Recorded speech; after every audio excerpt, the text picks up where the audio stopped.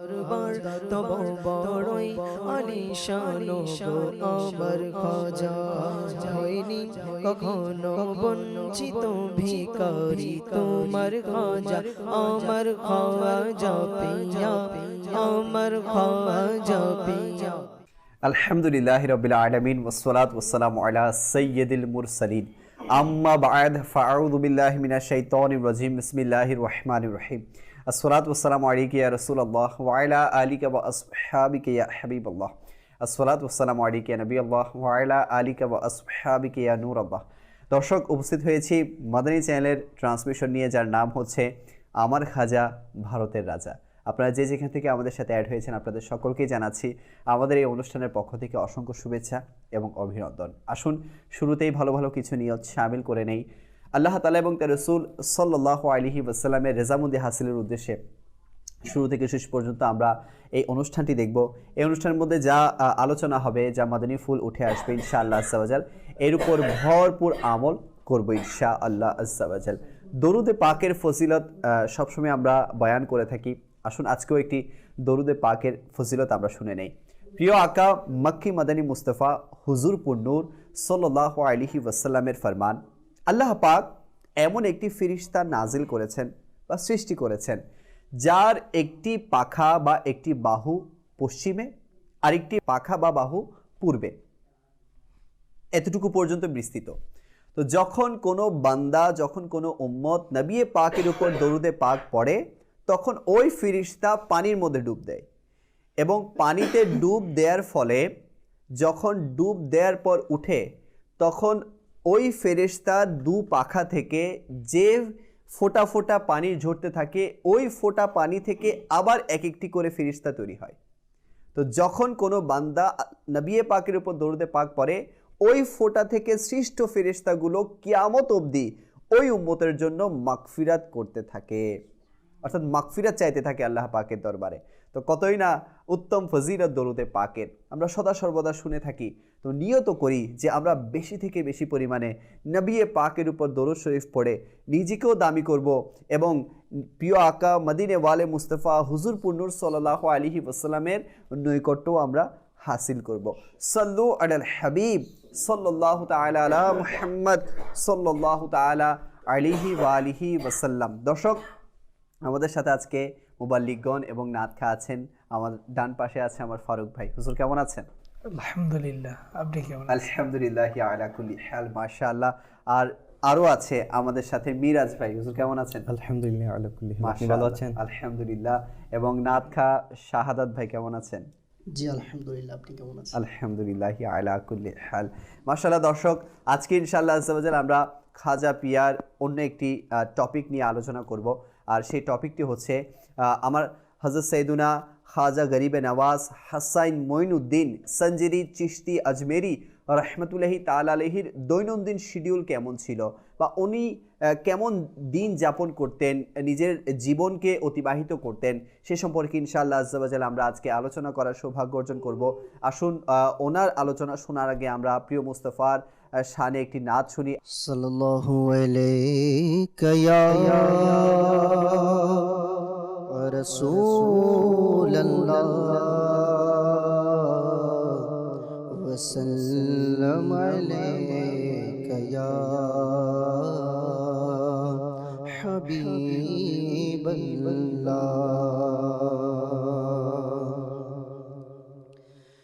তুমি মা আমিনার রত্ন, আবেদুল্লাহর নয়ন মনি। তুমি মা আমিনার রত্ন, আবেদুল্লাহর নয়ন মনি। নবীর প্রেমে প্রাণ উৎসর্গ, আশিকদের মনের ধ্বনি। তুমি মা আমিনার রত্ন, আবেদুল্লাহর নয়ন মনি। নবীর প্রেমে প্রাণ উৎসর্গ, আশিকদের মনের ধ্বনি। তুমি মা আমিনার রত্ন, চাঁদ তোমার খেলার সাথী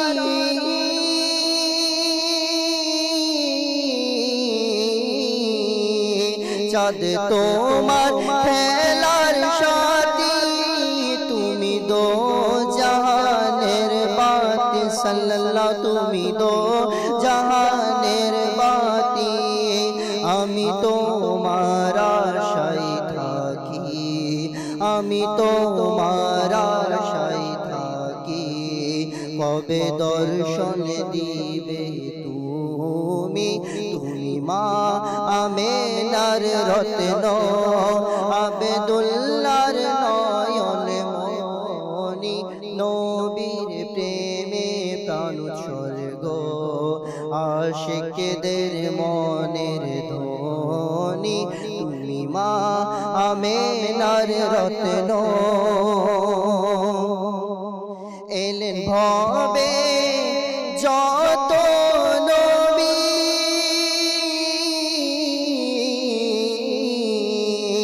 এলেন ভবে যত নবী তারা চন্দ্র তুমি রবি সাল্লাল্লাহ তারা চন্দ্র তুমি রবি এলেন ভবে যত নবী তারা চন্দ্র তুমি রবি সাল্লাল্লাহ তারা চন্দ্র তুমি রবি তুমি সবার সেরা নবী তুমি সবার সেরা নবী তুমি যে ইলমের খনি তুমি মা আমেনার রত্ন আব্দুল্লাহর নয়ন মনি নবীর প্রেমে প্রাণ উৎসর্গ আশিকদের মনের ধ্বনি তুমি মা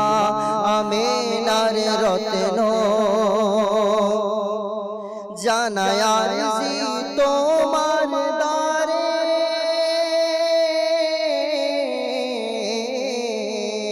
জানায় আরজি তোমার দারে তুমি ছাড়া বলবো কার সাল্লাল্লাহ তুমি ছাড়া বলবো কারে জানায় আরজি তোমার দারে তুমি ছাড়া বলবো কার সাল্লাল্লাহ তুমি ছাড়া বলবো কারে ডুবে আছি পাপের সাগরে ডুবে আছি পাপের সাগরে পারে ভিড়াও মোর তরণি তুমি মা আমেনার রত্ন আব্দুল্লাহর নয়ন মনি নবীর প্রেমে প্রাণ উৎসর্গ আশিকদের মনের ধ্বনি তুমি মা আমেনার রত্ন তুমি সব নবীদের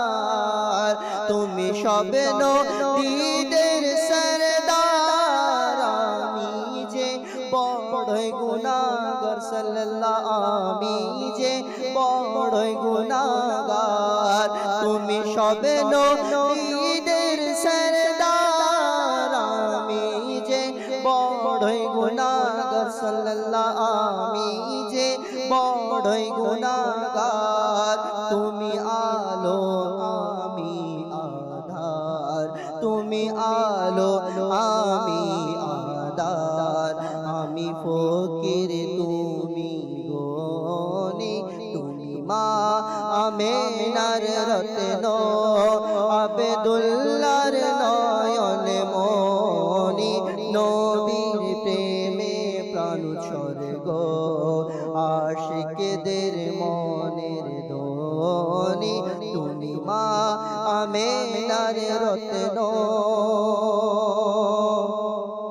আমি চাই না বাড়ি গাড়ি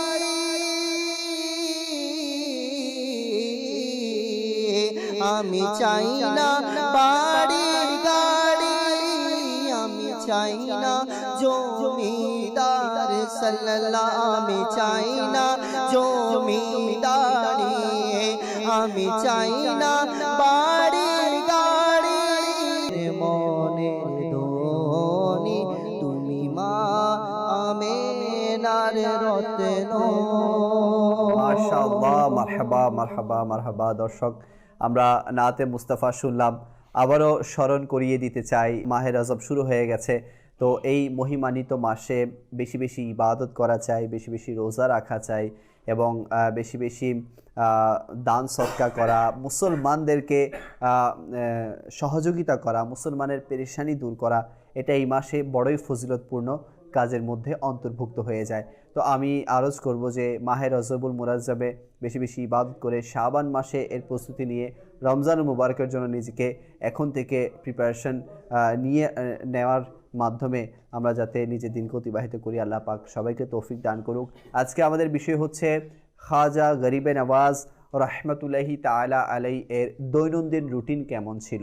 আচ্ছা, এতে যাওয়ার আগে আমরা জানতে চাইব প্রথমে ফারুক ভাইয়ের কাছে যে আমরা ওলিদের আলোচনা করি, যারা আল্লাহ পাকের ওলি।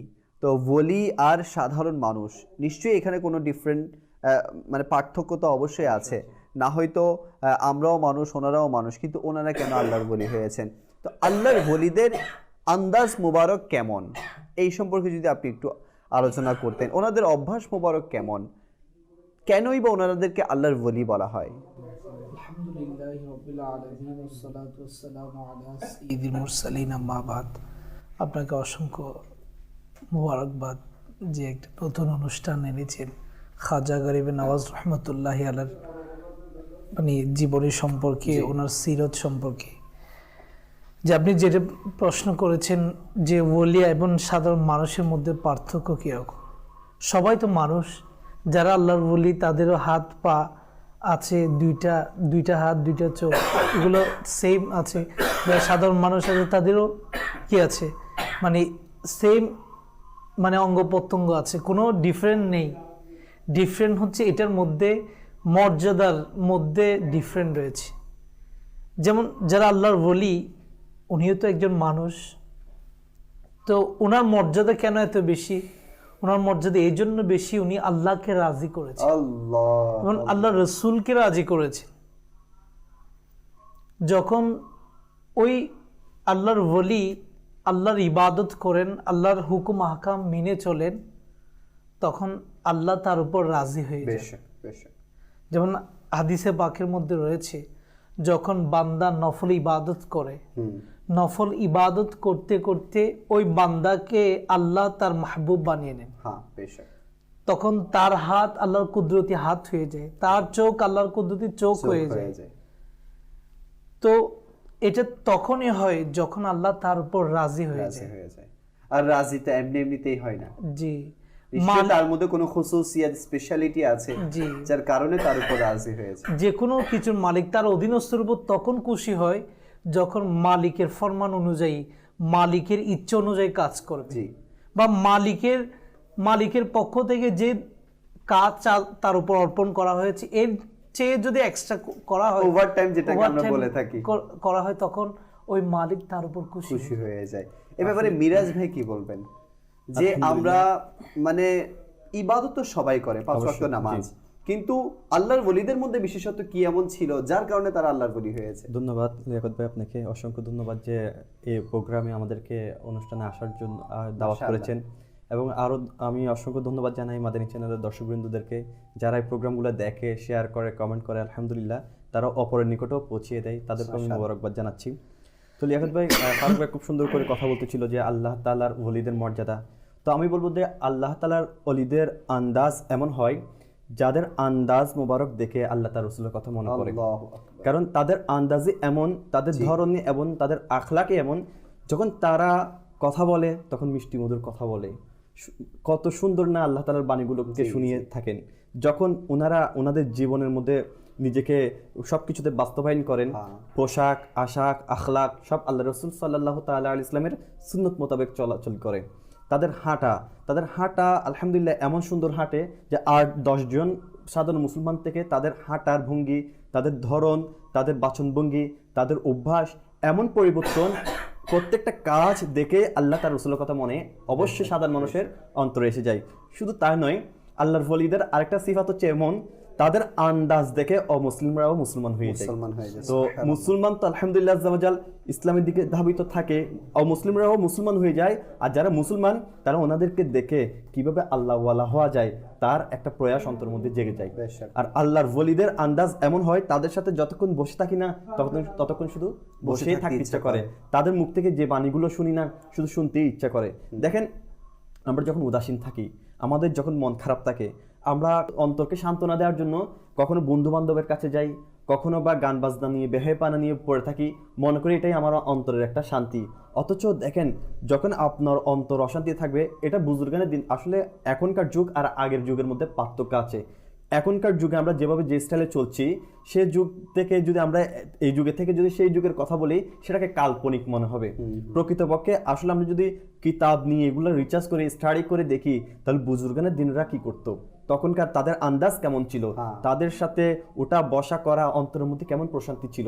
এখন আমাদের অন্তরের মধ্যে যদি প্রশান্তি হারিয়ে যায়, আমরা প্রশান্তি খোঁজার জন্য যাই গান বাজনা, বেহেপানা, নাচ গানের মধ্যে বা বন্ধু মাস্তি আড্ডার মধ্যে। কিন্তু বুজুর্গানের দিনদের যখন আগের আন্দাজ, আগের যে যুগটা ছিল, ওই যুগের মধ্যে কেউ যদি পেরেশানিতে পড়ে যেত, আল্লাহর ওলির দরবারে চলে যেত, কোনো পীর অলির দরবারে চলে যেত, কোনো পীরের সহবত ইখতিয়ার করতো। পীরের সহবত ইখতিয়ার করে তার মনের বেদনা খুলে বলতো। দেখেন লেখক ভাই, আপনার অন্তরে যখন কোনো অশান্তি বা কোনো কষ্ট বিরাজ করে, সেটা যতক্ষণ আপনি শেয়ার করতে পারবেন না, ততক্ষণ পর্যন্ত আপনার অন্তরে এটা একটা বাধা এবং কি একটা ভারী ওজনালা কিছু হয়ে থাকবে। আর যখন আপনি কারোর সাথে শেয়ার করবেন, সেটা আপনার অন্তর হালকা হবে। বর্তমানে আমরা শেয়ার করি কার সাথে? যারা দুনিয়াবি মামলাতে গ্রেফতার, দুনিয়াবি চাহনাতে গ্রেফতার, যারা নাচ গানের মধ্যে গ্রেফতার।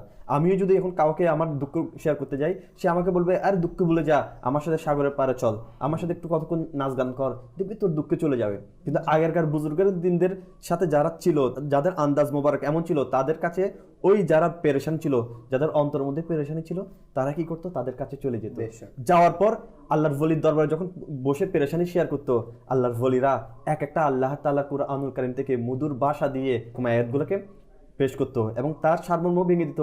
আল্লাহ রাসূল সাল্লাল্লাহু তাআলা ইসলামের জীবনী ব্যাপারেও কি করে দিত, বলে দিত। বলার পর ওই ব্যক্তির অন্তরের মধ্যে একটা শান্তি আসতো। আর শান্তি কি আসতো? সাথে সাথে বলতো আল্লাহর জিকিরের প্রকৃত শান্তি।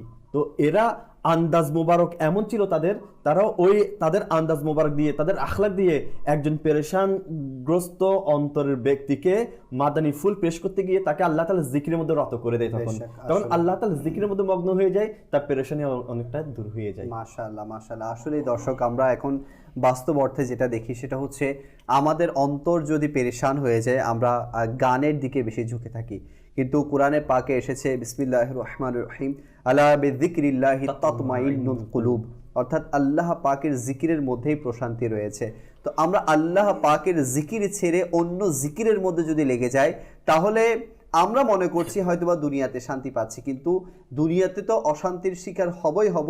কাল কিয়ামতের দিনও আমাদের জন্য অশান্তি ছাড়া আর কিছু অবশিষ্ট থাকবে না। আল্লাহর ওলিদের আন্দাজ যদি আমরা তাকাই, তাহলে আমরা দেখতে পাই অধিকাংশ আল্লাহর ওলি ছিলেন যারা দিনের বেলা রোজা রাখতেন। অধিকাংশ আল্লাহর ওলি মানে রোজা ছাড়া তাদের দিন অতিবাহিত হতো না। আজকে আমরা দেখি যে আমরা যদি রোজার কথা বলি, বা আমরা যদি এখন তো আমরা মানে সবকিছুই মানে আমরা বলেন 2 নাম্বারই বলেন, হারাম বলেন, সবকিছুর পেছনে কি আমার অনেক সম্পত্তি ইনকাম করতে হবে, আমার পেট চালাতে হবে, আমার সংসার চালাতে হবে। এই সব কিছুকে ঘিরেই কিন্তু আমাদের এই যে 2 নাম্বারের মধ্যে লিপ্ত হয়ে যাওয়া, আমাদের মধ্যে এই যে হারামের মধ্যে লিপ্ত হয়ে যাওয়া, ওই যে পরিবারকে ঘিরে। লেখক ভাই দেখেন, এই যে আমরা সম্পদ উপার্জনে ব্যস্ত, বেশি বেশি আহার করার জন্য, একটু স্বাচ্ছন্দ্যবোধ থাকার জন্য, বেশি বেশি খাওয়ার জন্য, অথচ এটা সায়েন্সও বলে আর কিতাব অনেক আগে বলে গিয়েছে। আমার রাসূলুল্লাহ আলহামদুলিল্লাহ এটাতে সাহাবীদেরকে এরকম তাগিদ দিয়ে গিয়েছে অল্প খাওয়ার সন্তুষ্টির ব্যাপারে, এবং অল্প খেলে আপনি বেশি দিন বাঁচবেন, বেশি খেলে বেশি রোগ হবে, বিভিন্ন রোগ আপনাকে গ্রাস করবে।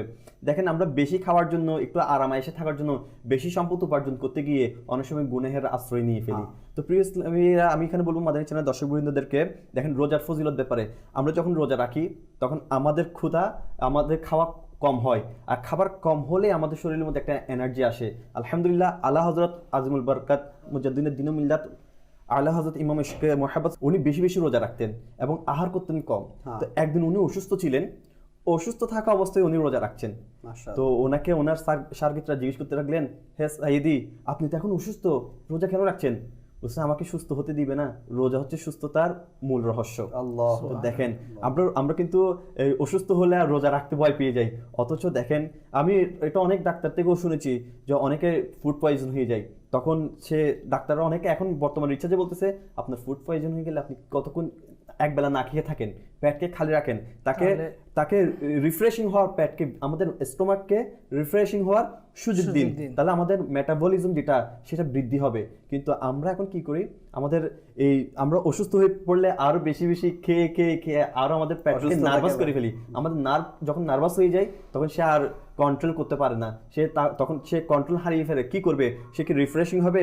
সে কি তাকে হজম প্রক্রিয়াতে আনবে, নাকি সে কি করবে? সে নিজেও নার্ভাস হয়ে যায়। তখন স্টমাক নার্ভাস হয়ে গেলে আমাদের পেটের মধ্যে নানা ধরনের সমস্যা দেখা দেয়, আর পেট থেকে যত সমস্যা আমাদের শরীরের মধ্যে এসে যায়। তো সেই জন্য দেখেন রোজা, আলহামদুলিল্লাহ, কেউ যদি রোজা রাখে সারাদিন, তাহলে দেখেন যাদের ফ্যাটি শরীর, এটা কিন্তু সায়েন্সও বলে আর এটা প্রমাণও পাচ্ছি, যারা রোজা রাখে, যারা ফ্যাটি শরীর, হ্যাঁ, তারা যদি রোজা রাখে, রোজা রাখার পরে তখন আমাদের ব্রেন এটা কি করে, একটা ইন্ডিকেট করে যখন পেটের মধ্যে খাবার থাকে না, চর্বি কিন্তু আমাদের জন্য শক্তি, এই চর্বিটা আমাদের বিভিন্ন অঙ্গে প্রত্যঙ্গে লেগে যায়। যখন আমরা রোজা রাখি তখন কিন্তু এই চর্বি, যখন পেটে খাবার থাকে না, ব্রেন তাকে তখন ইন্ডিকেট করে যে আমার শরীরে তো খাবার মজুদ আছে, তখন সে ব্রেন কি করে ওই চর্বিগুলোকে গলানো শুরু করে, গোলাতে গোলাতে তখন একটা শক্তি আমাদের কি হয়ে যায়, পেয়ে যায়। তখন আমাদের দেখবেন আপনি রোজা রাখলে আপনার প্রথম 1-2 দিন খিদা লাগবে, এরপর আস্তে আস্তে কি লাগে না, খিদা লাগে না, শক্তি এসে যায়, রোজা রাখার একটা হয়ে যায়, একটা রুহানি শক্তি এসে যায়। আল্লাহ তাআলা এটা আমার একটা ব্যবস্থা করে দিয়েছে, আপনি যখন রোজা রাখবেন তখন আপনার চর্বিগুলো গলে আপনার শক্তি উপার্জন হবে, এবং কি এ থেকে আলহামদুলিল্লাহ আমাদের অনেক কোলেস্টেরলের প্রবলেম আছে, ওই প্রবলেম থেকেও দূরীভূত হয়ে যায়। তো আল্লাহর ওয়ালিরা দেখেন, এনাদের যদি সিফাত আমরা পড়ি, জীবনী পড়ি, ওনাদের হাওলাত যদি আমরা পড়ি, তাদের অনেকের যেমন গাউস পাক রহমতুল্লাহ আলাইহির জীবনী, তো খাজা মঈনুদ্দিন চিশতি রহমতুল্লাহ জীবনী, তো আমরা যেটা পড়েছি দেখেছি ওনাদের হাড্ডি গোনা যেত, এমন একটা শরীর ছিল, ওনারা বেশি পাতলা ছিল, আর আল্লাহ তাআলা পাতলা মানুষকে বেশি পছন্দ করেন। এই নয় যে যাদের স্বাস্থ্য একটু ভালো তাদেরকে অপছন্দ করেন, তা নয়, কিন্তু দেখেন পছন্দের একটা স্টেপ আছে, ধারাবাহিকতা আছে। আমরা তো চাই আমরা আরো তার অন্তরে জায়গা নিব, আরো মহব্বত স্থাপন করবো। কে না চায় আল্লাহ তাআলার প্রিয় বান্দা হওয়ার জন্য? যেমন আল্লাহর ওয়ালির কথা বলতেছি, আল্লাহর ওয়ালির এটা বাংলা অর্থ কি? আল্লাহর বন্ধু হওয়ার জন্য। তো কে না চায় আল্লাহর বন্ধু হওয়ার জন্য? তো আল্লাহর বন্ধু হতে হলে তো আল্লাহ যেটা পছন্দ করে সেটাতে আমাদের কি করতে হবে, সেটাই দাবি করতে হবে। অনেক আছে লিয়াকত ভাই যারা মানে তাদের জিনগতভাবে এরা শরীর মোটা এরকম আছে, অবশ্যই এমন অনেকে আবার রাগ করবেন, ঠিক আছে, এখানে শুধুমাত্র জি আল্লাহ তাআলা সুস্বাস্থ্য আল্লাহ তাআলার নিয়ামত, এবং অসুস্থ আল্লাহ তাআলার এটা নিয়ামত। অসুস্থ হলো আমাদের কি হয়, গুনাহ মাফ হয়, সুস্থতার মধ্যেও একটা নিয়ামত। দেখেন একটা শরীরের মধ্যে আমরা অনেকেই চাই যে আমরা সুস্থ থাকি, সুস্থ থাকার জন্য আমাদেরকে কিন্তু যেটা দরকার আল্লাহ তাআলা সেটা আমাদেরকে 1400 বছর আগে আমার রাসূল মুহাম্মদ সাল্লাল্লাহু তাআলা আলাইহি ওয়াসাল্লামের মাধ্যমে আমাদেরকে জানিয়ে দিয়েছেন, ঠিক আছে। তো আমরা আসলে অনেক কিছু আছে যে আমরা জানি না কিন্তু জানতে পারি, তার মানে এই নয় যে আমাকে হেয় করে কথা বলা হচ্ছে, আমার থেকে সবচেয়ে পজিটিভ থিংকিংটাই নিতে হবে। তো দেখেন আল্লাহর ওয়ালিদের সিফাত যদি আমরা নিতে চাই, এনারা ইহদিনাস সিরাতাল মুস্তাকিমের মধ্যে চলেছেন, আর ওনাদের জীবনী, ওনাদের আখলাক, ওনাদের আন্দাজ মোবারক যদি আমরা পড়ি আর ওনাদের মতো আমরা যদি চলি, তাহলে আমরা আল্লাহর ওয়ালিকে তাদের জীবনী পড়ার পর তাদেরকে মেনে তাদের পথকে যদি আমরা অনুসরণ করি, ইহদিনাস সিরাতাল মুস্তাকিমের মধ্যে যখন আমরা যাব, তখন আমরা বেশক ইনশাআল্লাহ আল্লাহর নবীর কি হয়ে যাব, সুন্নতের উপরে আমিলদার হয়ে যাব, আল্লাহ তাআলার নৈকট্য হাসিল করতে পারবো।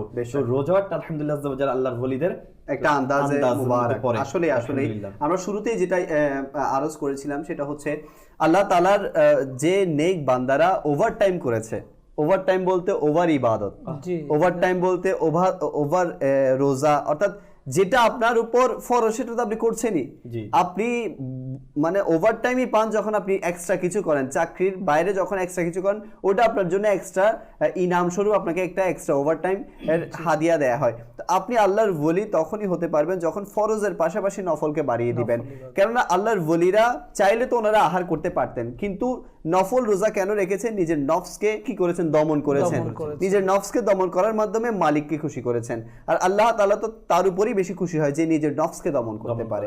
আর আল্লাহ তাআলার ওলিদের আরেকটা যেটি খাসলত ছিল, যেটা বৈশিষ্ট্য ছিল, সেটা হচ্ছে রাত ভর ইবাদত করা এবং কোরআনে পাকের তেলাওয়াত করা। আজকে আমরা দেখি আমাদের অবস্থান কোথায়। আজকে আমরা দেখি কোরআনে পাকের তেলাওয়াতের ক্ষেত্রে আমরা কতটুকু মনোযোগী বা আগ্রহী। আজকে আমরা অনেকেই কোরআনে পাকের তেলাওয়াত করতে পারি না, এটা খুবই দুঃখের সাথে বলতে হয়। আবার অনেককে দেখা যায় যে এখন যদি একটু কোরআনে পাক তিলাওয়াত আমাদেরকে শোনাতে হয়, তাহলে অনেকে লজ্জাবোধ করে যে এমন যেন না হয় যে হুজুরের সামনে আমার গোমরটা ফাঁস হয়ে যায়। তো যাই হোক, যেটা বলার বিষয় সেটা হচ্ছে যে আমরা ইবাদতের ক্ষেত্রে কতটুকু নিজেকে মানে সঁপে দিতে পেরেছি আল্লাহ পাকের কাছে, বা করলেও কতটুকু যথাযথভাবে আদায় করছি। আল্লাহর ওলিরা তো করেছেন, যথাযথ করেছেন। এমন নয় যে হ্যাঁ করেছেন, ইবাদত করেছেন, নফল রোজা রেখেছেন ওনাদের ইচ্ছা মতো, আবার এদিকে মানে আল্লাহ তাআলার যে বিধিনিষেধ ছিল সেগুলোকে মানেনি, এমনটা নয়। এমন দেখেন এখন বর্তমান যুগে মানুষ মেন্টালি ডিপ্রেশনে বেশি যাচ্ছে। হ্যাঁ, কারণ মানসিক চিন্তায় আমাদেরকে বেশি গ্রাস করতেছে বর্তমান যুগে। কেন? এটা হচ্ছে যে আমরা আসলে ইবাদত থেকে অনেক দূরে সরে যাওয়ার কারণে। দেখেন, মেন্টালি ডিপ্রেশন থেকে বের হয়ে আসার জন্য আমাদেরকে যেটা করতে হবে, আল্লাহর ওলিরা যেটা করেছেন, ওনাদের মেন্টালি ডিপ্রেশন আলহামদুলিল্লাহ ওনাদের থেকে অনেক অনেক দূরে ছিল। কেন? সারা রাত ইবাদত করতেন, ইবাদতের মধ্যে আল্লাহ তাআলার সাথে কথা বলতেন, মানে আল্লাহ কোরআন পড়াই তো আল্লাহর সাথে কথা বলা। তো আলহামদুলিল্লাহ আল্লাহ তাআলার সাথে আল্লাহ তাআলার ইবাদত করতেন, জিকিরে মশগুল থাকতেন। সারা রাত জিকিরের মধ্যে যে মশগুল থাকে, যে আল্লাহ তাআলাকে ডাকেন, তার দুনিয়াবি কোনো খ্বাহিশ তামান্না নিয়ে ডাকেন না, শুধু পরকালের জন্যই চিন্তা করতে থাকেন, সারা রাত ইবাদত করেন, এবং যখন সকালবেলা হয় রোজা রেখে তাতেও আল্লাহ তাআলার সন্তুষ্টি আদায় করেন। দেখেন, যখন আল্লাহ তাআলার জন্য উনি নিজের রাতটাকে ওভারটাইমে লাগিয়ে দিচ্ছেন, দিনের বেলায় রোজাতে লাগিয়ে দিচ্ছেন। তো কিতাবের মধ্যে আছে যে আল্লাহ তাআলার জন্য সারমর্ম হচ্ছে যে আল্লাহ তাআলার জন্য 1 কদম বাড়ে, আল্লাহ তাআলা তার জন্য 10 কদম বাড়ে। তাহলে দেখেন যে আল্লাহ তাআলাকে এত ডাকছেন, এত কিছু করছেন, তাকে আল্লাহ তাআলা মেন্টাল ডিপ্রেশন থেকে অনেক দূরে রেখেছেন। আজকে অনেক হতাহত কথা আমরা শুনতেছি, আমরা সোশ্যাল মিডিয়াতে গেলে দেখি যে ডিপ্রেশন কেন থাকবে? তারা তো যে কাজের মধ্যে ছিলেন তারা সেটার মধ্যে সন্তুষ্ট ছিলেন। আজকে আমাদের একটা জাতির মধ্যে একটা সবচেয়ে বড় সমস্যা হচ্ছে ডিপ্রেশন। দেখেন, আজকে সোশ্যাল মিডিয়াতে যান, ডিপ্রেশনে যান, কারণে মানুষ কতটুকু সুসাইড পর্যন্ত চলে যাচ্ছে একমাত্র ডিপ্রেশনের কারণে। এই ডিপ্রেশনগুলো কেন আসতেছে? আমরা দুনিয়াতে লিপ্ত হয়ে যাচ্ছি, নিজের আখলাক, নিজের চরিত্রকে আমরা ইসলাম থেকে সরিয়ে ফেলেছি, আমরা দুনিয়ার মজায় এত মগ্ন হয়ে গিয়েছি। শয়তান আমাদেরকে মগ্ন করতে করতে করতে করতে করতে এত উপরে তুলেছে, হুট করে আমাদেরকে আচার মেরেছে, খোঁচটকে আমরা পড়ে গিয়েছি, আর আমরা ওইখানে গিয়ে হারামের পথকে বেছে নিয়েছি। তো সেটা হচ্ছে কেন? আজকে আমাদের এই যে আমাদের বুজুর্গানের দিন, আল্লাহর ওলিদের আছে, খাজা মঈনুদ্দিন চিশতি আজমিরি রহমতুল্লাহ তাআলা আলাইহির এই মাস উপলক্ষে আমরা কি করতে পারতেছি? আল্লাহর ওলিদের জীবন নিয়ে কথা বলতেছি। আসলে এই দেখেন, খাজা মঈনুদ্দিন চিশতি রহমতুল্লাহ তাআলা আলাইহি, ওনার ভক্তবৃন্দ অনেক আছে, ওনাকে মহব্বতকারী অনেক আছে, কিন্তু ওনার এই যে জীবনী, ওনার যে পথটা নিয়ে চলেছেন, সেই পথকে আমরা কতটুকু আঁকড়ে ধরেছি, কতটুকু এই পথকে নিয়ে আমরা চলতেছি। তো আলহামদুলিল্লাহ আজ্জা ওয়া জাল, দেখেন, আমরা যদি চাই যে আমরা আমাদের জীবনের মধ্যে ডিপ্রেশন থেকে বের হয়ে আসি, আমরা চাই যে আমরা অসুস্থতা আল্লাহ তাআলার নিয়ামত, অসুস্থ হবে, কিন্তু আমরা কঠিন কোনো জটিলতার থেকে যদি বের হয়ে আসতে চাই, তাহলে অবশ্যই আল্লাহর ওলিদের পথকে অনুসরণ করা আমাদের জন্য বাঞ্ছনীয়। বেশক। আসলেই দর্শক, আমরা এতক্ষণ আল্লাহর ওলিদের আন্দাজ মোবারক নিয়ে ডিসকাশন করার মাকসাদ একটাই, উদ্দেশ্য একটাই, যে আল্লাহর ওলিদের পদাঙ্ক যাতে আমরা অনুসরণ করি, আমরাও যাতে আল্লাহ পাকের নৈকট্য হাসিল করতে পারি। আমরাও তো মানুষ, আমরা কেন পারবো না? ওনারা যেরকম মানুষ ছিলেন, ওনারা যেরকম আল্লাহ তাআলার সৃষ্ট মাখলুক ছিলেন, আমরাও তো আল্লাহ পাকের সৃষ্ট মাখলুক, তো আমরা কেন পারবো না? আল্লাহ তাআলা চাইতো আমরাও পারবো, শুধু একটু যেটা বেশি দরকার সেটা হচ্ছে চেষ্টা। যে ব্যক্তি চেষ্টা করবে, আল্লাহ পাক সেই চেষ্টার মধ্যে বরকত দান করবে। দেখছেন অনুষ্ঠান আমার খাজা ভারতের রাজা। তো বিষয় নিয়েছিলাম আজকে খাজা গরিবে নওয়াজ রহমতুল্লাহি তাআলা আলাই এর দৈনন্দিন রুটিন নিয়ে। এ ব্যাপারে আসবো ইনশাআল্লাহ আজ্জা ওয়া জাল। আমাদের আজকের অনুষ্ঠানের একটি প্যাকেজ আছে, আসুন সেটি শামিল করি। সাল্লু আলাল হাবিব সাল্লাল্লাহু তাআলা আলা মুহাম্মদ সাল্লাল্লাহু আলাইহি ওয়াসাল্লাম। হযরত সাইয়্যিদুনা খাজা গরিবে নওয়াজ রাহমাতুল্লাহ আলাইহির স্বভাব ছিল যে সারা রাত আল্লাহর ইবাদতে মগ্ন থাকতেন। এমনকি ঈশার উজু দ্বারা ফজরের নামাজ আদায় করতেন, আর কোরআনের তেলাওয়াতের প্রতি এমন ভালোবাসা ছিল যে দিনে 2 বার কোরআনে পাক খতম করতেন। সফরের মাঝেও কোরআনে পাকের তেলাওয়াত করতে থাকতেন। আমার খাজা ঈশার ওযু দ্বারা ফজর আদায় করতেন, আর হাজার আশিক না ঈশার পরে না ফজর পরে। আমার খাজা প্রতিদিন কোরআন তেলাওয়াত অধিক হারে করতেন, আর হাজার আশিক এমন রয়েছে যে কিনা কোরআনে পাক পড়তেই পারে না। নিজের অন্তরকে জিজ্ঞাসা করুন, আমি কি বাস্তবেই সত্য ভালোবাসি না কেবল স্লোগান লাগিয়ে থাকি? আজ নিয়ত করে নিন, আমাদের কোনো নামাজ কাজা হবে না। আজ নিয়ত করে নিন, কোরআনে পাকের তেলাওয়াত ছাড়া জীবন অতিবাহিত করব না। আসুন দাওয়াত ইসলামের মাদানী পরিবেশকে গ্রহণ করুন। এটা তাবলীগে কোরআন ও সুন্নতের সেই অরাজনৈতিক সংগঠন যার মাধ্যমে মানুষকে কোরআনে পাক শেখানো হয়ে থাকে, নামাজও শেখানো হয়ে থাকে, সুন্নতে মুস্তাফা সাল্লাল্লাহু আলাইহি ওয়াসাল্লামের পাঠদান করা হয়। খাজা সাহেবের আরেকটি খুব সুন্দর অভ্যাস ছিল, অন্যান্য বুজুর্গানে দিন আর আউলিয়ায়ে কামিলিনদের ন্যায় তিনিও অধিক হারে আল্লাহর ইবাদত করার উদ্দেশ্যে খুব অল্প খাবার আহার করতেন, যেন অধিক আহারের কারণে অলসতা, নিদ্রা অথবা তন্দ্রাচ্ছন্ন ভাব বাধা সৃষ্টি না করে। মাদানী চ্যানেলের দর্শক শ্রোতা, হে আমার প্রিয় ইসলামী ভাইয়েরা, তার ব্যাপারে বর্ণিত রয়েছে যে 7 দিন পর 2-2.5 তোলা ওজনের সমান রুটি পানিতে ভিজিয়ে আহার করতেন। 7 দিনের পর এতটুকু খাবার আমার খাজা আহার করতেন, আর তিনি কম খেলেন। আজ তার দরবারে থেকে সারা বিশ্ব খাচ্ছে। তারা হলেন আল্লাহ ওয়ালা। তারা ইবাদতের জন্য শক্তি অর্জনের উদ্দেশ্যে কম আহার করতেন যেন অলসতা না আসে। প্রিয় ইসলামী ভাইয়েরা, খাজা সাহেবের আরেকটি সুন্দর অভ্যাস রয়েছে। আল্লাহ ওয়ালাদের মহত্ব হলো তারা প্রকাশ্য সৌন্দর্য ও সাজসজ্জার পরিবর্তে অন্তরের পবিত্রতার জন্য প্রচেষ্টা করে থাকতেন। হযরত খাজা গরিবে নওয়াজ এর পোশাক মোবারকও খুবই সাদাসিধে ধরনের দেখা যেত। তার পোশাক কেবল 2টি চাদর বিশিষ্ট ছিল এবং এর মধ্যে কতিপয় তালি লাগানো ছিল। সে কারণেই পোশাক থেকে সুন্নতে মুস্তাফা সাল্লাল্লাহু আলাইহি ওয়াসাল্লামের প্রতি গভীর ভালোবাসার ঝলক দেখা যেত। আর তালি লাগানোর ক্ষেত্রেও এমন সরলতা অবলম্বন করতেন যে রঙের কাপড় পেয়ে যেতেন সেটাকেই সৌভাগ্য দান করতেন। তালিও সেই রঙের লাগিয়ে নিতেন। আল্লাহু আকবার। আজ জাঁকজমকপূর্ণ পোশাক পরিধানকারী, বিভিন্ন ধরনের আকর্ষণীয় আর ফ্যাশনের পোশাক পরে জায়গায় জায়গায় গমনকারীর জন্য খাজার শিক্ষা হলো সাদাসিধে ভাব অবলম্বন করুন, সুন্নত অনুযায়ী পোশাক পরিধান করুন। সরলতার মধ্যে বরকত রয়েছে, সুন্নতের মধ্যে মহত্ব রয়েছে। আসুন এই নিয়ত করে নিন, বরং প্রথমে চেক করে নিন যে আপনার পোশাক সুন্নত অনুযায়ী রয়েছে কিনা। আসলেই দর্শক, খাজা গরিবে নওয়াজ রহমতুল্লাহি তাআলা আলাইহির চর্চা কেনই বা হবে না? কেমন কুরবানি উনি দিয়েছেন না? কেমন সাদাসিধা জীবনযাপন এবং কেমন আল্লাহ পাকের সন্তুষ্টি অর্জন করেছেন, কেমন ইবাদত গুজার। খাবারের বিষয় যদি আমরা নিয়ে নেই, আজকে আমাদের অবস্থা কেমন মিরাজ ভাই? হ্যাঁ, দর্শকবৃন্দ, আমরা তো খাবারের কথা একটু আগে বলছিলাম যে লেখত ভাই, খাবার এখন তো রকমারি ফাস্ট ফুড তো আমাদের, এনাদের জন্য খাবার তো দূরে থাক। 15 বছর বয়সে উনি ওয়ারিস বাবদ যে সম্পত্তিগুলো পেয়েছিল সব দিয়ে দিয়েছে। একটা বাগান পেয়েছিল, একটা ওই চাল গুঁড়ো করার চাক্কি পেয়েছিল, আর কিছু সম্পদ পেয়েছিল। উনি এগুলো সব বিক্রি করে নিজের কাছে রাখেনও নাই। মনে করেছিলাম প্রথম কিতাব যখন পড়ছি তখন লাগছিল যে বিক্রি করে উনি একটা কিছু করবে। উনি বিক্রি করে কি করলো, এগুলো দান করে দিল ফকির মিসকিনদেরকে। আহা, দান করে দিয়ে ওনার সফর শুরু করে দিল। উনি যে সফর, মাশাআল্লাহ, উনি অতিরিক্ত সফর করতেন। আর সফরের সময় উনি কিন্তু কোরআনের পাকে তেলাওয়াত জারি রাখতেন। তো কিতাবের মধ্যে আছে যে উনি কোরআনুল কারীম দিনে 2 বার খতম আদায় করতেন। আল্লাহু আকবার। দিনে 2 বার কোরআনুল কারীম খতমটা আদায় করতেন। সাথে সাথে ওনার এই জজবা ছিল যে আলহামদুলিল্লাহ আজ্জা ওয়া জাল, উনি সারা রাত ধরে কোরআন শরীফ পড়তেন, আল্লাহ তাআলার সাথে কথা বলতেন। দেখেন, ওই আজকে আমরা যে প্যাকেজটা দেখেছি ওখানেও কোরআনের কথা বলেছেন, হাফিজে কোরআনও ছিলেন আলহামদুলিল্লাহ আজ্জা ওয়া জাল, খাজা মুঈনুদ্দিন চিশতি রাহমাতুল্লাহি তাআলা আলাইহি। আজকে দেখেন ওনার বক্ত, খাজা গরিবে নওয়াজের বক্ত যারা আমরা আছি তারা আমাদেরকে প্রশ্ন করি যে খাজা গরিবে নওয়াজ রাহমাতুল্লাহি তাআলা আলাইহি দিনে 2 বার খতম দিতেন কোরআনের পাক, আমরা সেখানে দিনে কয়বার কোরআন শরীফকে শুধু ছুঁয়ে দেখি? একবারও কি ছুঁয়ে দেখতেছি না। দেখেন কুরআনুল কারীমের মর্যাদা কেমন। এনারা আশিক কোরআন ছিলেন আল্লাহ তাআলাকে পাওয়ার জন্য। আমরা খাজা বাবা রাহমাতুল্লাহি তাআলা আলাইহিকে পাওয়ার জন্য কি করি? ওনার দরবারে ছুটে যাই। কিন্তু আসলে আমাদের দেখা উচিত খাজা মুঈনুদ্দিন চিশতি রাহমাতুল্লাহি তাআলা আলাইহি কোনটাতে খুশি, কোনটা তো উনি উপহার স্বরূপ হিসেবে নিচ্ছেন। সেটা হচ্ছে যে আমি আমার রবকে যেভাবে রাজি করিয়েছি তোমরাও সেভাবে আমার রবকে রাজি করাও, তাহলে তো আমি তোমাদের উপর সন্তুষ্ট থাকবো। কিন্তু না, আমরা যেটা করি, আমরা যাই, আমরা ওনার আশিক রয়েছি। আমরা আজকে যদি বলি যে কোরআনুল কারীমকে সূরা ফাতিহাকে পড়ে শোনান, কিন্তু আমরা পড়ে শোনাচ্ছি না। তো আল্লাহ তাআলা এখানে কি বলছেন?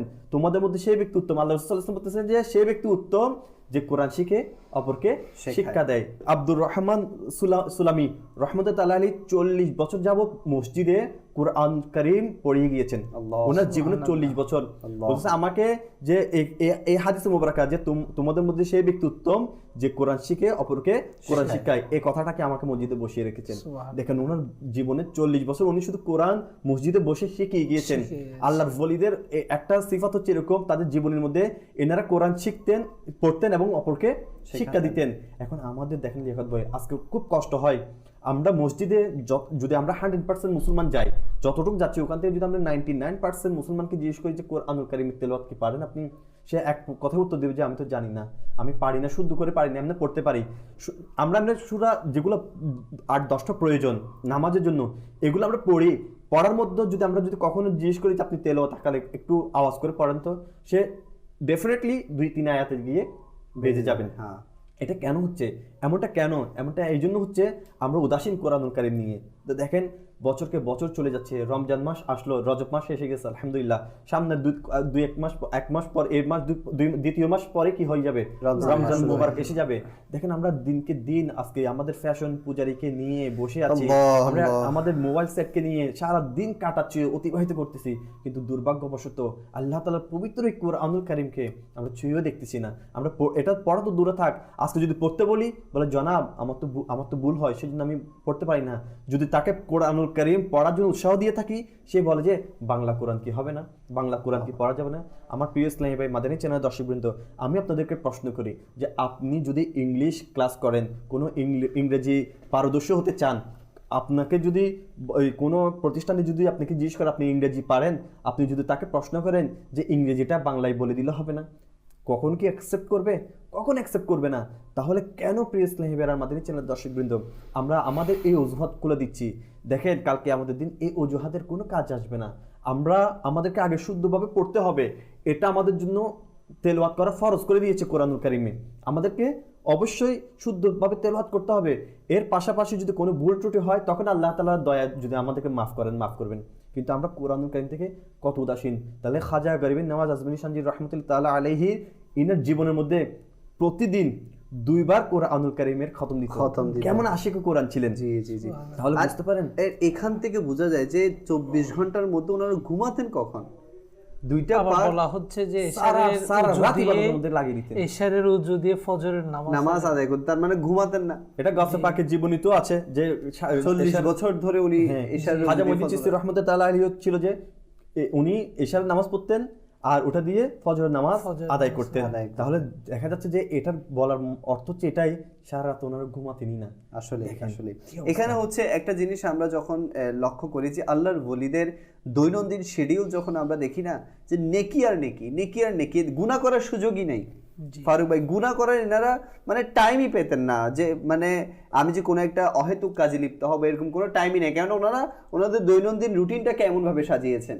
এনারা ইশকে মুস্তাফা অন্তরের মধ্যে নিয়ে এবং দ্বীন ইসলামকে কিভাবে প্রচার করবে সেই দায়িত্বটা নিয়ে এনারা কি ছিলেন, ব্যস্ত ছিলেন। দেখেন এই অল্প সময়ে 77 বছর বয়সের মধ্যে ওনার জীবনে যে যতগুলো সফর হয়েছে, এত সফরের মধ্যে 4 ভাগের 1 ভাগেও তো আমরা করিনি সফর। দেখেন এমন সফর করেছেন। আর সফর কি জন্য করেছেন? আমরা সফর কি জন্য করি ফারুক ভাই? আমরা সফর করি এই নদী দেখার জন্য, সাগর দেখার জন্য, পাহাড় পর্বত দেখার জন্য। কিন্তু কুরবান যাই আল্লাহর ওলিদের উপরে, কুরবান যাই খাজা মঈনুদ্দিন চিশতি রাহমাতুল্লাহ তাআলা আলাইহির উপরে সফর করেছেন ইলমে দ্বীন অর্জন করার জন্য, হাফিজে কুরআন হওয়ার জন্য। 77 বছর কম কথা নয়। সমরকন্দে উনি সফর করেছেন। সমরকন্দে গিয়ে উনি কি করেছেন? ইলমে দ্বীন হাসিল করেছেন। বুখারা শরীফে গিয়েছেন, ইলমে দ্বীন হাসিল করেছেন। যেখানে গিয়েছেন, বাগদাদ শরীফে গিয়েছেন, শুধু ইলমে দ্বীন হাসিল করে নাই, 7 জন অগ্নি পূজারীকে উনি ইসলামের দাওয়াত দিয়ে এত সুন্দর কথা বলে, যে বলতেছে তোমরা আগুনের পূজা কেন করো? তার সামনে মনে একটা যে আগুনের পূজা কেন করো?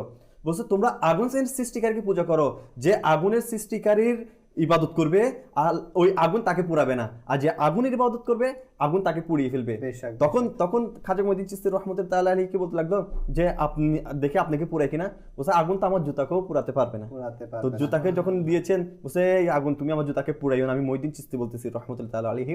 তো আগুন জুতাকেও পোড়াতে পারে নাই। দেখেন ওনাদের সফরের মধ্যে ওনারা মানুষকে ইলমের দিনের দাওয়াত দিত, ওনাদের দৈনন্দিন জীবনের মধ্যে যখনই যেখানে যেত দিনের দাওয়াত দিত এবং মানুষকে নসিহত করতো, এবং সাথে সাথে আলহামদুলিল্লাহ আজ্জা ওয়া জাল ওই 7 জন সাথে সাথে কালিমা পড়ে মুসলমান হয়ে গিয়েছেন।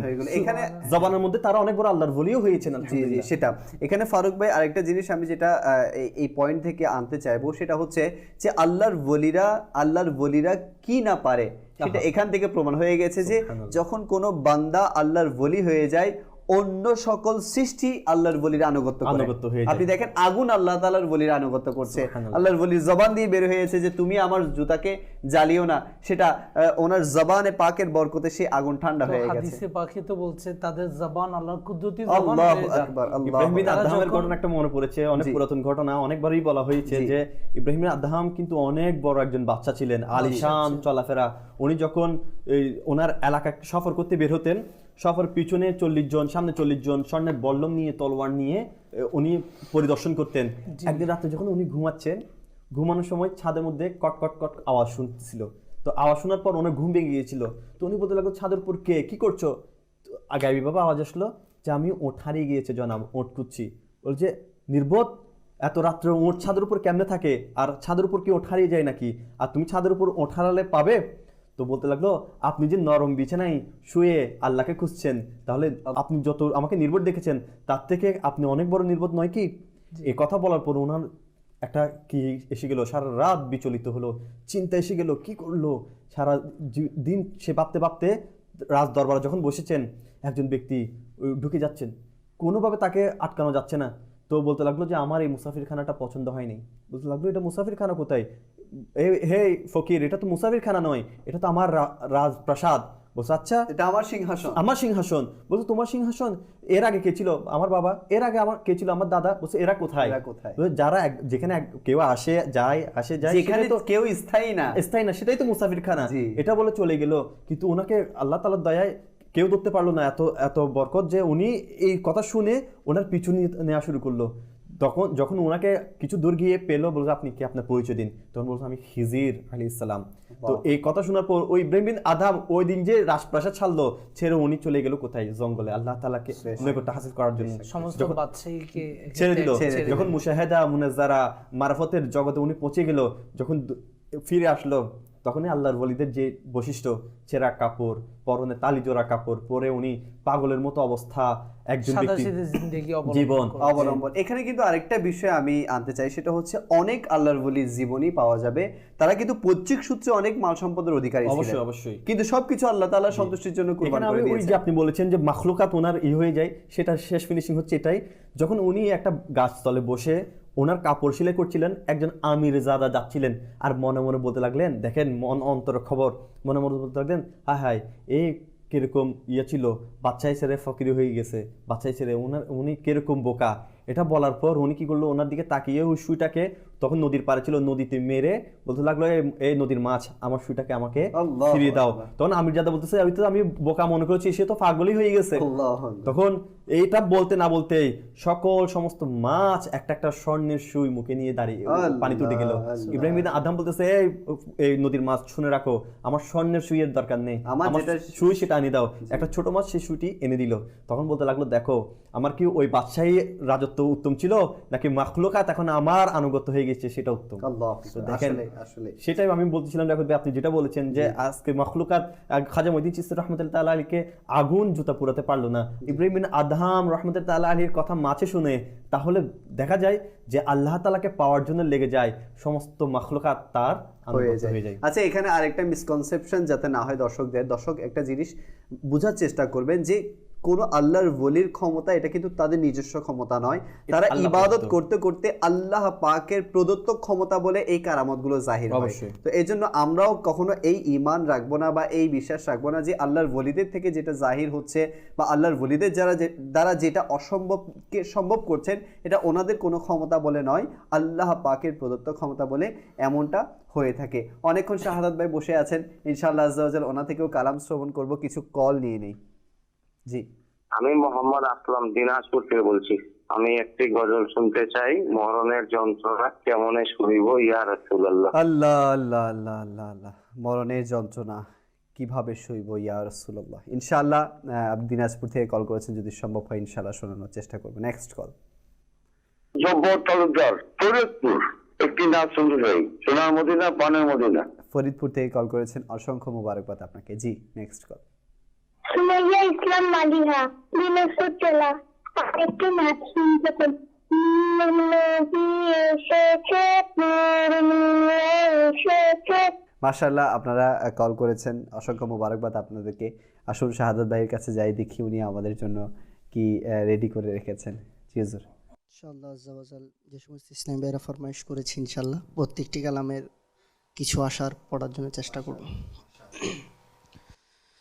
সোনার মদিনা আমার প্রাণের মদিনা, সব ভুলিব কিন্তু তোমায় ভুলতে পারি না। সব ভুলিব কিন্তু তোমায় ভুলতে পারি না। সোনার মদিনা আমার প্রাণের মদিনা, সোনার মদিনা আমার প্রাণের মদিনা, সব বলিব কিন্তু তোমায় ভুলতে পারি না। ভুলিনি ভুলবো না, ভুলতে পারি না। ভুলিনি ভুলবো না, ভুলতে পারি না। সব বলিব কিন্তু তোমায় ভুলতে পারি না। আরশ মুআল্লার চেয়ে দামি তুমি হও, খোদার সৃষ্টিতে তুমি শ্রেষ্ঠ ভূমি হও। আরশ মুআল্লার চেয়ে দামি তুমি হও, আরশ মুআল্লার চেয়ে দামি তুমি হও। খোদার সৃষ্টিতে তুমি শ্রেষ্ঠ ভূমি হও। তোমার বুকে শুয়ে আছে শাহে মদিনা, তোমার বুকে শুয়ে আছে শাহে মদিনা। সব বলিব কিন্তু তোমায় ভুলতে পারি না। সোনার মদিনা আমার প্রাণের মদিনা, সোনার মদিনা আমার প্রাণের মদিনা। সব বলিব কিন্তু তোমায় ভুলতে পারি না। الصلاة والسلام عليك يا رسول الله، الصلاة والسلام عليك يا حبيب الله। নূর নবী এসেছে, নূর নিয়ে এসেছে, সারা ভুবনেতে দেখো কেমন নূর ছেয়েছে। الصلاة والسلام عليك يا رسول الله، الصلاة والسلام عليك يا حبيب الله। যত দিনে চন্দ্র তারা আলো দিতে থাকবে, যত দিনে চন্দ্র তারা আলো দিতে থাকবে, ততদিন নবীর মিলাদ আমরা পালন করব। নূর নবী এসেছে, নূর নিয়ে এসেছে, সারা ভুবনেতে দেখো কেমন নূর ছেয়েছে। الصلاة والسلام عليك يا رسول الله، الصلاة والسلام عليك يا حبيب الله।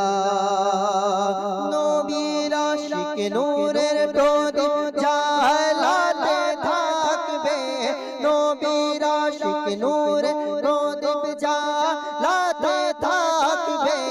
হিংসুকদের অন্তর জ্বলে ছাই হতে থাকবে। নূর নবী এসেছে, নূর নিয়ে এসেছে, সারা ভুবনেতে দেখো কেমন নূর ছেয়েছে। الصلاة والسلام عليك يا رسول الله، الصلاة والسلام عليك يا حبيب الله। মরণ যন্ত্রণাকে মনে সইব ইয়া রাসূলুল্লাহ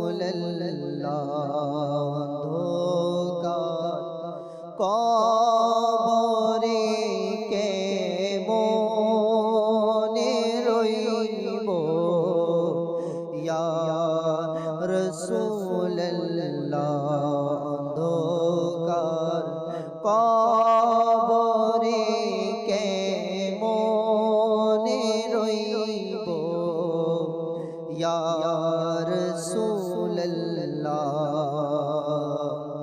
আমি মরতে চাই আকাশ সবুজ গম্বুজের ছায়া তলে আমি মরতে চাই আকাশ সবুজ গম্বুজের ছায়া তলে স্বদেশে যাই যদি মোরে কি হবে ইয়া রাসূলুল্লাহ স্বদেশে যাই যদি মোরে কি লাভ হবে ইয়া রাসূলুল্লাহ মরণের যন্ত্রণাকে মনে সইব ইয়া রাসূলুল্লাহ। আল্লাহ পাক আমাদের সবাইকে প্রিয় মুস্তাফার আনুগত্য করার তৌফিক দান করুক। আল্লাহর ওলিদের দৈনন্দিন শিডিউলের মধ্যে যদি আমরা তাকাই তাহলে আরেকটি অন্যতম বিষয় যেটা উঠে আসে মিরাজ ভাই, সেটা হচ্ছে সুন্নতে মুস্তাফা। জি, আমার আকা করিম সাল্লাল্লাহু আলাইহি ওয়াসাল্লামের সুন্নতকে প্রত্যেকটা আল্লাহর ওলি মনে প্রাণে ধারণ করেছেন। জি আলহামদুলিল্লাহ। দেখেন লিয়াকত ভাই, আমি প্রথমে বলবো যে ওনাদের ধরন আখলাক যেমন ছিল, ওনাদের যে আমরা একটু আগে প্যাকেজে শুনেছি সিদে সাদা, একেবারে সিদে সাদা, দুটি চাদর পরতো, যখন যে কালার ছিল সেই কালারে কি মোহব্বত করে পরে নিত, এবং তালি জোড়া দিয়েও কাপড় পরতো। আল্লাহ দেখেন লিয়াকত ভাই, বর্তমান যুগে তালি জোড়াও কাপড় কিন্তু আছে। বর্তমান তালি জোড়া কিন্তু অনেক দামে বিক্রি হয়। এখনকার তালি জোড়া আর তখনকার তালি জোড়ার মধ্যে পার্থক্য। বর্তমান তালি জোড়াতে এরা ফ্যাশন ফুজারিতে নিয়ে এসেছে। ফ্যাশন ফুজারিতে আনার কারণে বর্তমান আগের তালি জোড়াতে ছিল একটা ছিঁড়ে যেত, এটা সুন্নত আদায় নিয়তে পড়তো। বর্তমান তালি জোড়াকে তো সুন্নত আদায় তো দূরে থাক, ফ্যাশন করার জন্য সাথে সাথে ছতরও দেখা যায়, বা ওদের যেগুলো ঢাকা ফরজ সেগুলো জাহির হয়ে যায়। দেখেন লেখক ভাই, এখানের মধ্যে আমরা আজকে বলি মানুষ আজকে অভাবের মধ্যে আছি। আজকে আমরা যে আমাদের খরচ বেড়ে যাচ্ছে কেন? আজকে আমরা সিধে সাদা জীবনকে বাদ দিয়ে যখন ফ্যাশনের মধ্যে চলে গিয়েছি, আমাদের চাহিদা বেড়ে গিয়েছে। আমাদের যখন চাহিদা নিত্য নতুন জিনিসের চাহিদা বেড়ে গিয়েছে, তখন আমরা অভাবের মধ্যে এসে গিয়েছি। আর যখন অভাবের মধ্যে এসে গিয়েছি, আপনি প্রথমেই কথাগুলো বললেন যে আমরা 2 নম্বরের মধ্যে ঢুকে যাচ্ছি। আমরা হারাম হালালকে বিবেচনা করছি না, কারণ আমার তো চাহিদা মেটাতে হবে। আমি তো এখন আমার এই যে সমাজের সাথে তাল মিলিয়ে চলতে হবে, আমাকে ফ্যাশন পূজারির মধ্যে থাকতে হবে, আমাকে নিত্য নতুন প্রয়োজনীয় জিনিসগুলো করতে হবে। আমাকে তো এখন আমি তালি জোড়া পড়লে আমাকে তো সমাজে মেনে নিবে না। আমি আমার রাসূলের সুন্নতকে বাদ দিয়ে এখন বিধর্মীদের যে ফ্যাশনগুলো আছে ওগুলোকে আঁকড়ে ধরার জন্য যেভাবে সম্ভব আমি 2 নম্বর উপার্জন শুরু করে দিচ্ছি। এতে আমার লস কি? প্রথমত দুনিয়াতে আমি এত ব্যস্ত হয়ে গিয়েছি যে আল্লাহকেও স্মরণ করার সুযোগ পাচ্ছি না, পরিবারকে সময় দেওয়ার সুযোগ পাচ্ছি না। এর পাশাপাশি আরেকটা জিনিস হয়ে যাচ্ছে যে আমি আমার কাল কিয়ামতের দিন কিতাবের মধ্যে বর্ণিত আছে, সর্বপ্রথম নেকি যারা নিয়ে ফেলবে তারা হচ্ছে তার সন্তান, তার স্ত্রী।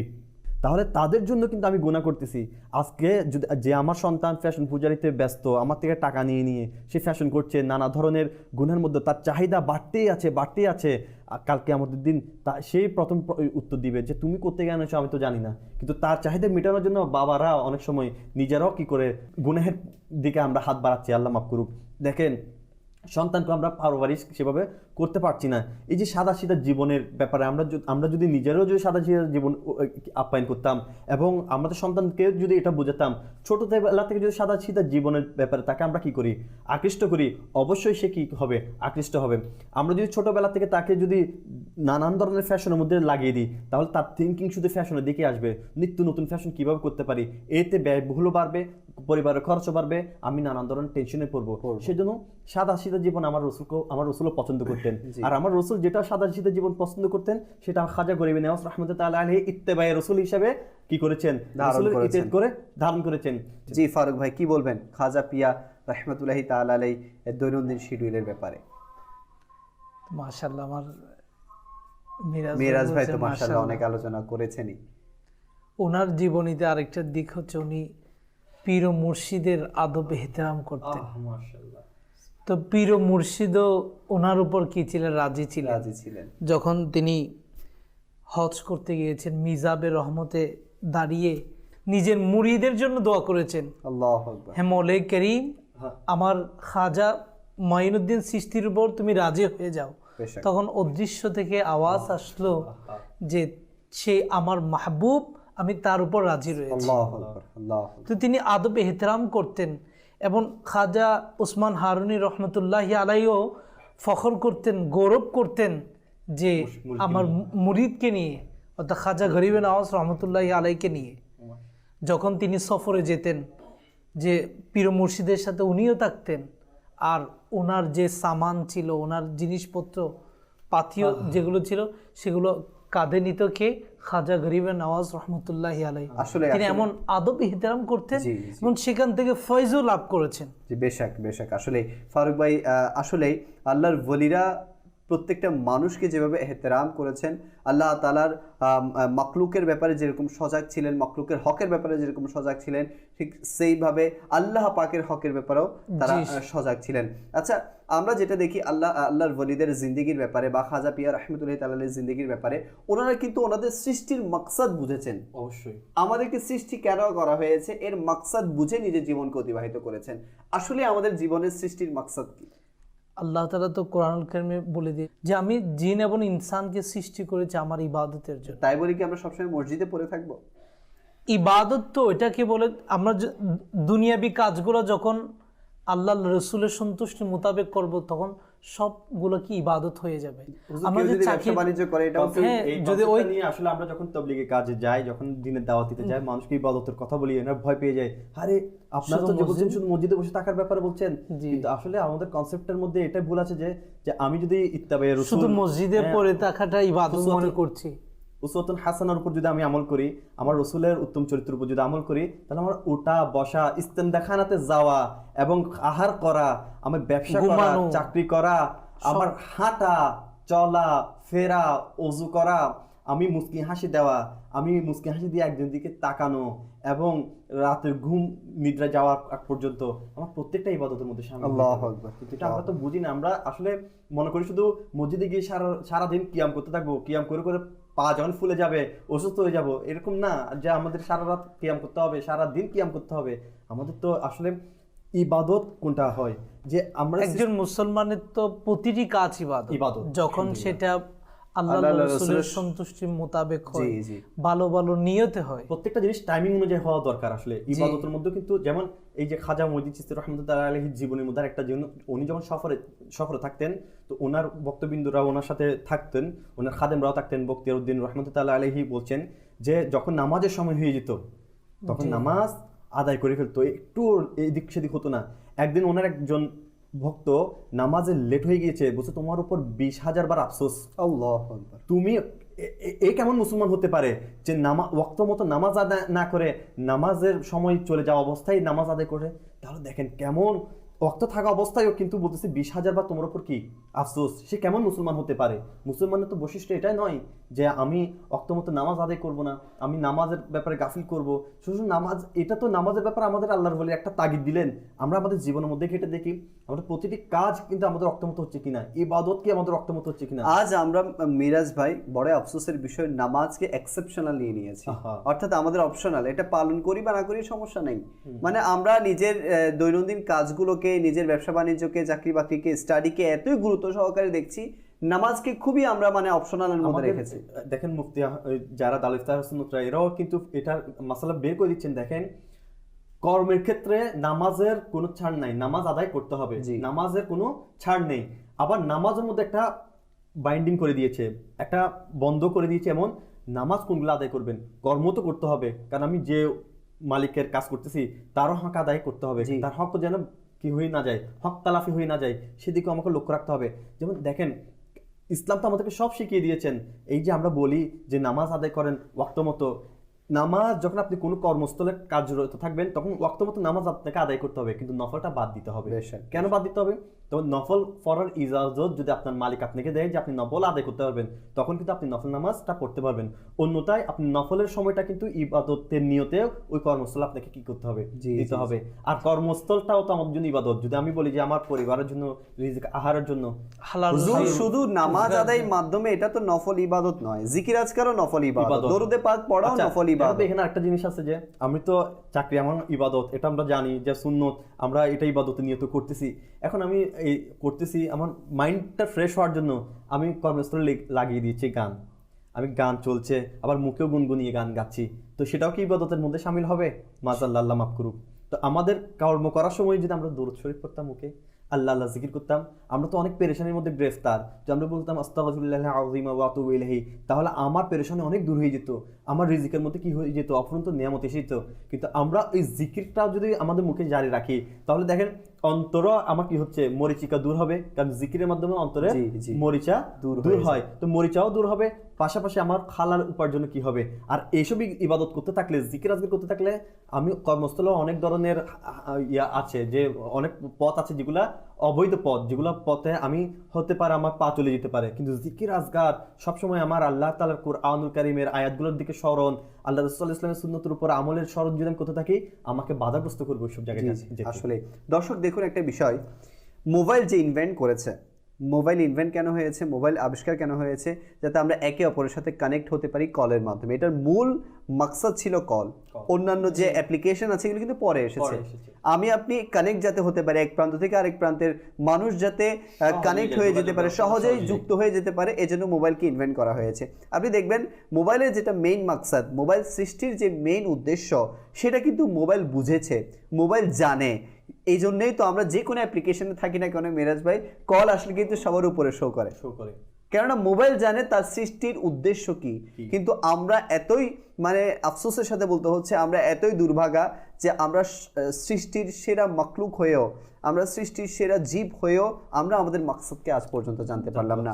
আজ আমরা আমাদের সৃষ্টির উদ্দেশ্যকে জানতে পারলাম না, আমাদেরকে কেন সৃষ্টি করা হয়েছে, কি কারণে সৃষ্টি করা হয়েছে, কোন দিকে আমাদেরকে যাওয়া উচিত, কোন দিকে যাওয়া উচিত নয়, এই ব্যাপারে আমরা এখনও অবগত নই। তো এজন্য আমি আপনাদেরকে বলবো, যদি আমরা আল্লাহর ওলিদের এই যে জীবনী শুনছি, দৈনন্দিন রুটিন শুনছি, আমরাও যদি এমন জীবন অতিবাহিত করতে চাই, প্রথমত মাকলুক হিসেবে, আশরাফুল মাকলুক হিসেবে আমাদেরকে সর্বপ্রথম আমাদের জীবনের যে মেইন মাকসাদ সেটা আমাদেরকে জানতে হবে। ফারুক ভাইয়ের কাছে আসবো, ফিকরে আখিরাত আমাদের আসে না কেন? জীবনের মাকসাদ এমনিতে তো আমরা বুঝি না, জানলেও মানি না, ফিকরে আখিরাত এই ক্ষেত্রে কতটুকু সহায়ক হয়? যদি কোনো বান্দার ফিকরে আখিরাত, আখিরাতের ব্যাপারে ফিকির থাকে, তাহলে কি আদৌ সে জীবনের মাকসাদ অনুযায়ী কাজ করতে পারবে কিনা? ফিকরে আখিরাতের ব্যাপারে কতটুকু ভূমিকা পালন করে? আসলে আখিরাতের ফিকির তো অবশ্যই করতে হবে, কারণ ফিকিরে আখিরাত যখন বান্দা থেকে দূরে সরে যাবে, সেই পথভ্রষ্টতার দিকে চলে যাবে। ফিকিরে আখিরাতটা তাকে গুনাহ থেকে বাঁচাবে, তাকে গুনাহ থেকে বাঁচাবে এবং তাকে নেকির দিকে ঝোঁকাবে।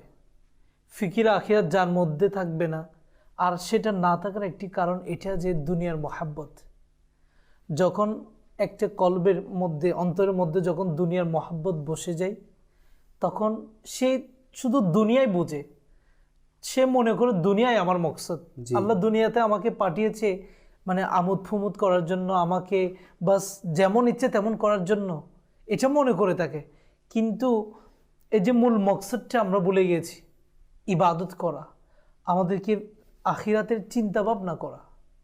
আমরা তো আমাদের হাতে বা আমাদের চোখ দিয়ে আমরা দেখছি আমাদের আত্মীয় স্বজন সবাই চলে যাচ্ছে, আমাদেরকেও কি একদিন চলে যেতে হবে। হবে, জি।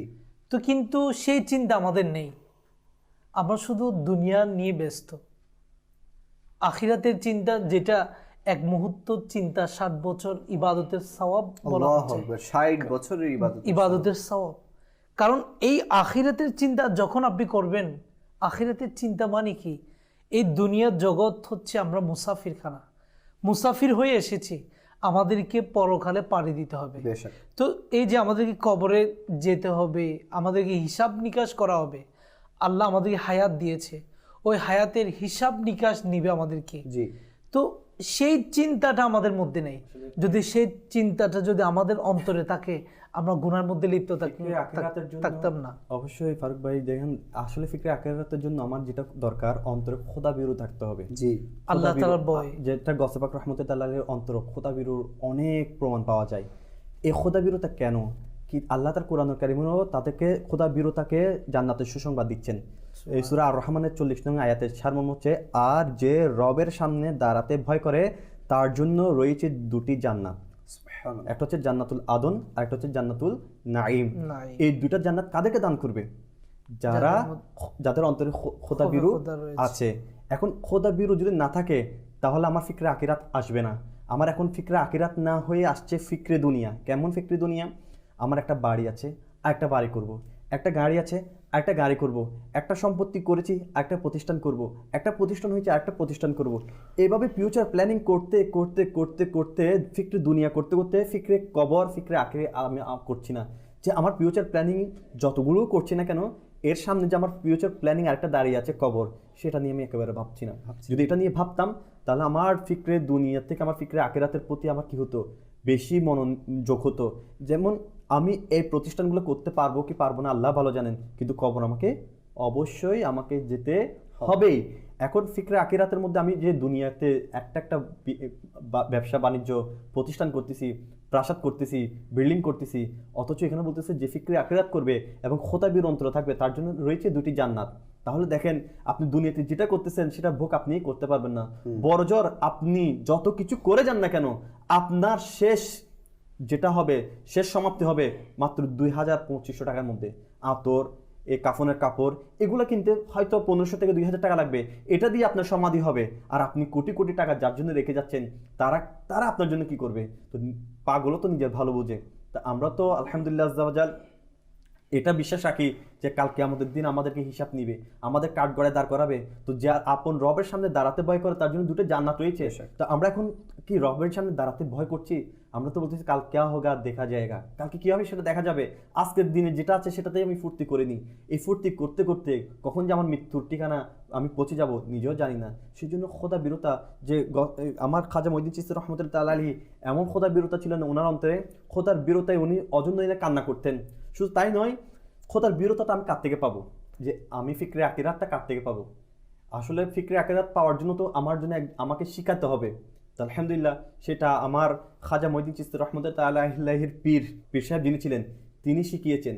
আর শিখিয়েছেন বলে তো ওনার দৈনন্দিন জীবনের মধ্যে একটা রুটিন ছিল, খুব মজার একটা ব্যাপার রুটিন ছিল। সেই রুটিনটা কি? খাজা মঈনুদ্দিন চিশতি রহমতুল্লাহ তাআলা আলাইহি ওনার দৈনন্দিন জীবনের মধ্যে আসর টু মাগরিব অজন্য কান্না করতেন। কেন কান্না করতেন? একজন অমুসলিমের ছেলে বাইরে পড়ালেখা করতো, সে ওই রাস্তা দিয়ে বারবার হাঁটা চলা করতো, সবসময় দেখতো আসর টু মাগরিবে দরবেশ বাবা কান্না করে। খাজা মঈনুদ্দিন চিশতি রহমতুল্লাহ আলাইহি ওনার দৈনন্দিন জীবনের মধ্যে এটা একেবারে আসর টু মাগরিব কান্না করে অজন্য কি উনি হিসকি দিয়ে দিয়ে কান্না করতো, চোখের পানি অজন্য পড়তো। তো একদিন ওই অমুসলিম ছেলেটার জানার আগ্রহ হয়েছে। আগ্রহ হওয়ার পর উনি ওনার মায়ের কাছে গেল, মা আমি দেখলাম যে মুসলমানদের দরবেশ ফকির যিনি আছেন উনি সবসময় আমি আসা যাওয়া করতে দেখি শুধু কাঁদে। ওনার প্রতিদিন আমার দৈনন্দিন রুটিনে আমি যতবারই এখানে আমি পড়া শেষ করে এসেছি ওনাকে কান্না করতে দেখেছি, এটার কারণ কি? তো ছেলেটা একটু জিদ্দি ছিল। অনেক ছেলে আছে না জিদ্দি, যেটা ধরে সেটা করেই ছাড়ে, যেটা জানার আগ্রহ তাকে সেটা করেই ছাড়ে। বলতে লাগলো, বাবা তুমি আমাকে আর আমার মাথা খাইও না, তুমি তার রহস্য বের করে ছাড়বে। আমি কি বাবা জানো উনি কেন কান্না করে, তুমি যাই জেনে নাও। তো ছেলেটা গেল, হে মুসলমানদের বাবা, মুসলমানদের ফকির, মুসলমানদের দরবেশ, আপনি প্রতিদিন দেখি যে আপনার দৈনন্দিন জীবনের মধ্যে আমি দেখলাম একটা রুটিন, আপনি আসর টু মাগরিব অজন্য কান্না করেন। এটা কি জন্য কান্না করেন? আপনার কান্না করার কারণ কি? তো খাজা মঈনুদ্দিন চিশতি রহমতুল্লাহ আলাইহি বললো, এটা মহব্বতের কান্না। ওই ছেলেটা অবাক হয়ে গেল, কি মহব্বতের কান্না? মানুষ তো কষ্ট পেলে কান্না করে, দুঃখ পেলে কান্না করে, কেউ আঘাত দিলে কান্না করে, শরীরে ব্যথা পেলে কান্না করে, মহব্বতও কি কান্না করে নাকি? বলছে হ্যাঁ মহব্বতও কান্না করে। বলে আপনি কার মহব্বতে কান্না করতেছেন? আমি আমার পীরের থেকে যে জুদা হয়ে গেছি, পীরের যে এত বছর সান্নিধ্যে ছিলাম, ওনার থেকে যে যুদ্ধ হয়ে গেছি, ওনার স্মৃতিগুলো আমাকে কান্না করায়। ওনার থেকে যে আমি সরে মানে চলে এসেছি এখানে, ওনার সোহবত থেকে যে আমি এখন মেহরুম হয়ে গেছি, মানে ওনার ভাষা অনুযায়ী যে মেহরুম হয়ে গেছি, ওই মহব্বতটা আমাকে কান্না করাচ্ছে। হ্যাঁ মানুষের মহব্বতে কি কেরম কান্না করা যায়? বলছে হ্যাঁ যায়। বলছে আমাকেও তাহলে এটা শিখান। বলছে দুটা শর্ত। বলছে কি? বলছে মুসলমান হয়ে যাও আর আমার মুরিদের অন্তর্ভুক্ত হয়ে যাও, তাহলে তুমি মহব্বতে কান্না শিখে যাবে। বলছে ঠিক আছে, কোনো ব্যাপার না, আমি মায়ের থেকে অনুমতি নিয়ে আসি। মা বললো, মা থেকে অনেক জিদ করলো, অনুমতি দিয়ে দিল। এবার শুরু হলো তার দৈনন্দিন জীবনের মধ্যে খাজা মঈনুদ্দিন চিশতি রহমতুল্লাহ আলাইহি যেভাবে করতো সে করা শুরু করলো। এই ইফতারি করা শুরু করলো, সেহরি করা শুরু করলো, রাত্রি ইবাদত করা শুরু করলো। এবার দিনের বেলায় রোজা রাখা শুরু করলো, মানুষকে নেকির দাওয়াত দিচ্ছে, ওনার সাথে থাকা শুরু করলো। এভাবে করতে করতে কয়েক বছর যখন চলে গেল, এবার বলে যে এ বাবা যাও, তোমার 3 দিনের ছুটি। বলছে হ্যাঁ 3 দিনের ছুটি দিচ্ছেন আমাকে? বলছে হ্যাঁ। বলছে একটা শর্ত আছে। বলছে কি? এই 3 দিন খবরদার আমার সাথে দেখা করতে পারবো না। বলছে হ্যাঁ দেখা করতে পারবো না? বলছে এটা কোনো ব্যাপার না, 3 দিন। এবার গেল মায়ের কাছে হাসি খুশি। যাওয়ার পরে যখন সে খাবার মুখে নিল, সে মুখে খাবার তুলতে পারতেছে না, মন তার খাইতে ইচ্ছে করতেছে না। বলছে মা জিজ্ঞেস করতেছে সন্তান তোমার কি হয়েছে বেটা? বলছে আমার কি হয়েছে আমি নিজেও বুঝতে পারতেছি না। বলছে আমি খাবো না, কে জানে। শুতে চলে গেল, ছটপট করতেছে, শুইতে পারতেছে না। চলে গেল ছাদে গিয়ে ওনার উদাসীন ছেলে মা জিজ্ঞেস করলো তুমি না ঘুমিয়ে উপরে কি করতেছো? বলছে আমার কেমন জানি লাগতেছে, ভালো লাগতেছে না, আমি বুঝতে পারতেছি না, মা তুমি চলে যাও, আমাকে একটা একা থাকতে দাও। যখন সেহরি রক্ত হলো, তখন সে হিচকিদার দিয়ে কান্না করা শুরু করলো। তার কান্নার আওয়াজে তার মার ঘুম ভেঙে গেল। সে সেহরির সময় আসলো, মা আমি এবার বুঝতে পেরেছি, আমি আমার পীরের মহব্বতে কান্না করতেছি, আমার পীরকে আমি পাচ্ছি না বিধায় আমি কান্না করতেছি। মা তুমি ওই আমার পীর কাছে যাও, খাজা মঈনুদ্দিন চিশতির কাছে যাও, অনুমতি নিয়ে আসো, আমি দেখা না করলে আমি থাকতে পারবো না। খাজা মঈনুদ্দিন চিশতির কাছে গেল, অনুমতি দিল না। বলছে না এখন তো শুরু হয়েছে, তার এখনই তো ইশক ভালোবাসার মহব্বতের কান্না মাত্র, তো তো শুরু, হ্যাঁ এখন তো মাত্র শুরু হয়েছে, তুমি যাও, অনুমতি নাই। তখন চলে আসলো, বলছে মা আমার বলছে অনুমতি দিচ্ছে না। বলছে যে এখন যদি উনি অনুমতি না দেয়, খোদার কসম আমি মারা যাবো, আমাকে আর পাবা না, তুমি ওর থেকে অনুমতি নিয়ে আসো। এবার মা বলতেছে আমার দিল তো, সন্তান কান্না করতেছে, আমার লাগতেছে, আমার আরজু আপনি শুনেন খাজা বাবা, আমার সন্তান বলছে মায়ের আরজু আমি কবুল করতেছি, যার কারণে আমি ওকে ডাকতেছি, যা ওকে পাঠিয়ে দাও। যখন সে দূরাই গেল, তখন দরজ দিতেছিল খাজা মঈনুদ্দিন চিশতি রহমতুল্লাহ আলাইহি ইলমে দিনের দরজ দিতেছিল। যখন দরজার পাশে দাঁড়ালো, তখন মুরিদ আর পীর দুজন মুসকে হাসি দিয়ে দেখতে লাগলো। সাথে সাথে দৌড় মারলো মুর্শিদের কদমে দৌড় মারার পর বলতেছে যে এখন বুঝেছো মহব্বত ও কান্না আছে? বলছে ইফতারি করেছো আজকে? বলছে না করি নাই। খাজা মঈনুদ্দিন বলছে আমিও করি নাই। বলছে সে ঘুমাইছো? বলছে না। বলছে আমিও ঘুমাই নাই। বলছে সেহরি করতে পেরেছো? বলছে আমিও পারি নাই। খাজা মঈনুদ্দিন বলছে আমিও সেহরি করতে পারি নাই। দুজন কান্না করতেছে। ওই কান্নার দৃশ্য দেখে উপস্থিত যতগুলো ছাত্র ছিল যারা তালিম নিতে আসে, তারাও কান্না করা শুরু করে দিয়েছে। তো দেখেন এটা কি সেহরি ইফতারের এই মজাটা আলহামদুলিল্লাহ খাজা মঈনুদ্দিন চিশতি রহমতুল্লাহ আলাইহি তারা অন্তরে ঢুকিয়ে দিয়েছে। আর এটা একমাত্র কেন হয়েছে? আল্লাহ তার রসুলের ভালোবাসার কারণে, আল্লাহ রসুল সাল্লাল্লাহু আলাইহি ইসলামের যে মহব্বত তাদেরকে ঢুকিয়ে দিয়েছে, এটার কারণে ফিকরে আখিরাত করেছে। ফিকরে আখিরাত কে শিখিয়ে দিয়েছে? একজন আল্লাহর ওলি। তো আমরা তো আশিকে রসুল দাবি করি, আমরা তো আশিকে আউলিয়া দাবি করি, কিন্তু আমরা কাজ সহবতে যাই ইলমে দ্বীন শিখতেছি, কাজ সহবত ইখতিয়ার করতেছি। ভালো কিছু পাওয়ার জন্য সহবত ইখতিয়ার করা দরকার। খাজা গরিবে নওয়াজ রহমতুল্লাহ আলাইহির যে মুলফুজাত রয়েছে, সেখানে একটা ওনার বাণী হচ্ছে মানে নেক সোহবতটা নেক করার চেয়ে উত্তম, আর বদ সোহবতটা বদ করার চেয়ে মারাত্মক। জি বেশক। আসলে দর্শক, আমরা যদি খাজা গরিবে নওয়াজ রহমতুল্লাহ তাআলা আলাইহির এই যে সিরাতকে দেখি, তাহলেই কিন্তু আমরা নিজেদেরকে পরিবর্তন করতে পারবো। এর উপর যদি নিজেরাও আমল করি, তাহলে পরিবর্তন আনতে পারবো। সোশ্যাল মিডিয়াতে অনেকে আমাদের সাথে যুক্ত হয়েছিলেন। রায়হান ভাই আছেন, লিখেছেন আসসালামু আলাইকুম, খাজা পিয়া রহমতুল্লাহ তাআলা আলাইহির মানকাবাত শুনিয়ে দিলে উনি খুশি হতেন। জয়নাল ভাই আছেন, উনিও মানকাবাত শুনতে চেয়েছেন। হেলাল ভাই আছেন, মাশাআল্লাহ লিখেছেন। এরপর হাসনাইন ভাই আছেন, উনিও বলছেন যে সুন্দর অনুষ্ঠান। জাকির আশরাফি সুবহানাল্লাহ লিখেছেন। ইয়াসির আরফাত ভাই আছেন, মনির উদ্দিন ভাই আছেন, মোহিত চৌধুরী ভাই আছেন। এরপর আছেন নূর হোসেন ভাই, অনেকে আমাদের সাথে যুক্ত আছেন। মানকাবাত আজকে সামিল হয়নি, যদি মানকাবাত শুনিয়ে দিতেন আমাদের খাজা রহমতুল্লাহ তাআলা আলাইহি।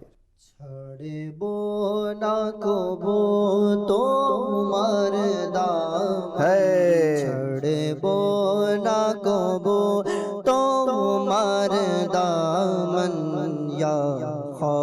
ख्वाजा मुईनुद्दीन हसन या ख्वाजा मुईनुद्दीन हसन होक তোমাতে ফিদা মোরে মনে প্রাণে ধনে হোকে তোমাতে ফিদা মোরে মনে প্রাণে ধন ইয়া খ্বাজা মুঈনুদ্দীন হসন ইয়া খ্বাজা মুঈনুদ্দীন হসন যেদিকে তাকাই ধরাতে আমি যেন খাজা শুধু তোমায় দেখি যেন খাজা শুধু তোমায় দেখি হোকে আমার উপর দয়া মনে হোকে আমার উপর দয়া মনে ইয়া খ্বাজা মুঈনুদ্দীন হসন ইয়া খ্বাজা মুঈনুদ্দীন হসন ছাড়ব না কবু তোমার দামন ছাড়ব না কবু তোমার দামন ইয়া খ্বাজা মুঈনুদ্দীন হসন ইয়া খ্বাজা মুঈনুদ্দীন হসন মাওলা আলীর প্রিয় তুমি জাহরার কলিজার টুকরা তুমি জাহরার কলিজার টুকরা তুমি হাসনেনের দিল উসমানের নয়ন হাসনেনের দিল উসমানের নয়ন ইয়া খ্বাজা মুঈনুদ্দীন হসন ইয়া খ্বাজা মুঈনুদ্দীন হসন ছাড়ব না কবু তোমার দামন ছাড়ব না কবু তোমার দামন ইয়া খ্বাজা মুঈনুদ্দীন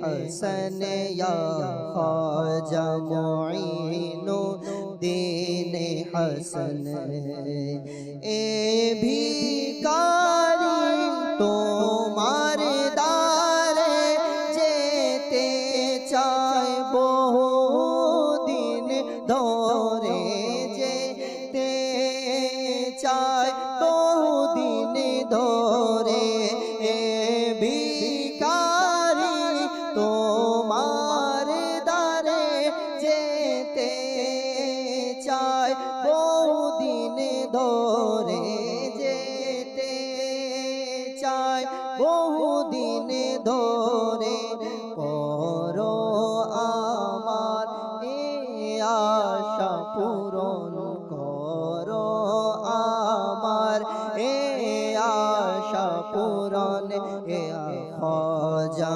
মুঈনুদ্দীন হসন ইয়া খ্বাজা মুঈনুদ্দীন হসন ছাড়ব না কবু তোমার দামন ছাড়ব না কবু তোমার দামন ইয়া খ্বাজা মুঈনুদ্দীন হসন ইয়া খ্বাজা মুঈনুদ্দীন হসন। মাশাআল্লাহ, মারহাবা। দর্শক, আসলে আমরা যদি নিজেকে পরিবর্তন করতে চাই, যেটা মিরাজ ভাইয়ের সারসংক্ষেপ আমি আপনাদেরকে আরজ করছি, সেটা হচ্ছে একটা মহল লাগবে। আমরা যদি আল্লাহর ওলিদের সেই সিরাতকে নিজের জীবনের মধ্যে বাস্তবায়ন করতে চাই, আসলে একটা মহল লাগবে, একটা এনভায়রনমেন্ট লাগবে, একটা নেকির পরিবেশ লাগবে। আলহামদুলিল্লাহ, সেই নেকির পরিবেশ আমার আপনার হাতের নাগালে। আর আমি যেই পরিবেশের কথা বলছি সেটা হচ্ছে আশিকানে রসুলের দ্বীনি সংগঠন দাওয়াত ইসলামী। আজ এই দাওয়াত ইসলামী অসংখ্য নওজওয়ানকে সিরাতে আউলিয়ার মধ্যে চালাচ্ছে। আজকে অসংখ্য নওজওয়ানকে আমার রসুলের পাক সাল্লাল্লাহু আলাইহি ওয়াসাল্লামের অনুগত বানিয়ে দিচ্ছে। আজকে অসংখ্য আশিকানে রসুলকে, আজকে অসংখ্য আশিকানে আউলিয়াকে আমার আল্লাহ পাকের এত নিকটে নিয়ে যাচ্ছে, যারাও আল্লাহ পাকের দরবারে ওলিদের মকাম পর্যন্ত পৌঁছে যাচ্ছে। কেন? একটা নেকির পরিবেশের কারণে। আর এই নেকির পরিবেশ এমন একজন মহান ব্যক্তির মাধ্যমে পরিচালনা হচ্ছে, যিনি স্বয়ং একজন আল্লাহ পাকের অনেক খাস একজন বান্দা, যিনি স্বয়ং আল্লাহ পাকের খুবই পছন্দনীয় একজন বান্দা। যদি পছন্দনীয় বান্দা নাই হতেন তাহলে আজকে ওনার মাধ্যমে পুরো দুনিয়ার মধ্যে এত ডঙ্কা, দিনের এত প্রচার প্রসার এবং দিন ইসলামের এই সুবাস, মহাব্বতের এই সুবাস আজকে চারিদিকে ছড়িয়ে পড়তো না। তো আমি বলবো, আপনারাও যদি নিজেকে পরিবর্তন করতে চান, একটা মহল যেটা আমাদের হাতে নাগালে আছে দাওয়াত ইসলামী, আমরা এটা সঙ্গ লাভ করি। দাওয়াত ইসলামী অনেক অনেক ওয়ে আমাদেরকে দিয়ে দিয়েছে, যেটার মাধ্যমে আমরা নেকি করতে পারবো। এই যে মাদারি চ্যানেলই ধরে নেই, আমরা মাদারি চ্যানেলের মাধ্যমে কত কিছু শিখছি, কত ইলমে দ্বীন অর্জন করছি, মানে যেগুলো আমাদের মধ্যে কমজোরি ছিল সেগুলো আমরা জানতে পারছি, দূর করতে পারছি। তবে আপনাদেরকে অনুরোধ করবো, সাথে সাথে দেখেন মাদানী চ্যানেল তো আছে আলহামদুলিল্লাহ, সাথে সাথে দাওয়াত ইসলামে আসার অনেক অনেক উপকারিতা আছে, সব তো আর বলা যাবে না। একটা কথা শুধু বলবো আজকের, আমি একটা শেষ কথা এটাই বলবো যে খাজা মঈনুদ্দিন চিশতি রহমতুল্লাহ আলাইহির একটা বাণী হচ্ছে এরকম, যার নামাজ নাই তার ঈমান নাই। আল্লাহ, খাজা মঈনুদ্দিন চিশতি কথা বলতো, যার নামাজ নাই তার ঈমান নাই। মালিক বিন দিনার রহমতুল্লাহ আলাইহি একটা হাদিসে মুবারাকা বলেন, তার সারমর্ম অনেকটা এরকম, বলছে যে তোমার প্রতিবেশী যারা গুনাহ করে আর তুমি তা দেখে তাদেরকে নিষেধ করো না, তাহলে তুমি সমান গুনাহগার হবে। তাহলে দেখেন আজকে আমি পরিবর্তনও হতে চাচ্ছি, আবার গুনাহ থেকেও বাঁচাতে চাচ্ছি, কিন্তু পরিবেশ নাই। তো পরিবেশ আলহামদুলিল্লাহ আজ্জা ওয়া জাল, একটা পরিবেশ থাকলে তো পরিবর্তন হতে পারবো। কারণ আমাদের এই যে এখন ট্রেন্ড, যেটা এখন পরিবেশ হচ্ছে আমাদের কি শুধু আমাদের গুনাহের দিকে ধাবিত করা, এমন মুহূর্তে আলহামদুলিল্লাহ দাওয়াত ইসলামের একটা আমাদের জন্য প্রাণ ফিরে এনেছেন আলহামদুলিল্লাহ আজ্জা ওয়া জাল। এই দাওয়াত ইসলামের সাথে সম্পৃক্ত হলে লাভ কি? আমি ওই গুনাহগার থেকে বাঁচবো। যে আলহামদুলিল্লাহ আমরা যদি দাওয়াত ইসলামের মুবালিগ হয়ে যাই, দাওয়াত দেওয়াকারী হয়ে যাই, তাহলে ওই হাদিস মুবারক যেটা মালিক বিন দিনার রহমতুল্লাহ আলাইহি বলেছেন যে প্রতিবেশী যারা গুনাহ করছেন আশেপাশের, তুমি যদি তাদেরকে নিষেধ না করো তাহলে তুমি সমান গুনাহগার হয়ে যাবে। তাহলে আমি তাদেরকে নিষেধ করতে পারতেছি, মহব্বতের ভাষা দিয়ে আমি তাদেরকে পরিবর্তন করার চেষ্টা করতে পারতেছি। এটা হচ্ছে একটা পরিবেশের ভূমিকা রাখে, আর এই পরিবেশটা আমাকে কে দিচ্ছে? দাওয়াত ইসলামী দিচ্ছে। মাশাআল্লাহ, আজকে আমরা অনুষ্ঠান দেখলাম আমার খাজা, ভারতের রাজা, আমার খাজা পিয়া আলী রাহমাতুর রহমানের দৈনন্দিন রুটিন সম্পর্কে জানলাম। আল্লাহ করিম ওনার ফুয়েজার দ্বারা আমাদেরকে এমন জীবন অতিবাহিত করার তৌফিক দান করুক ইনশাআল্লাহ আজ্জা ওয়া জাল। আগামীকাল আবারও উপস্থিত হব। আপনাদের সুস্থতা কামনা করে এখানে শেষ করছি। সাল্লু আলাল হাবিব সাল্লাল্লাহু আলা মুহাম্মদ সাল্লাল্লাহু আলাইহি ওয়া আলিহি ওয়াসাল্লাম। দরবার তব বড়ই আলিশান গো আমার খাজা, হয়নি কখনো বঞ্চিত ভিখারি তোমার খাজা, আমার খাজা পিয়া, আমার খাজা পিয়া।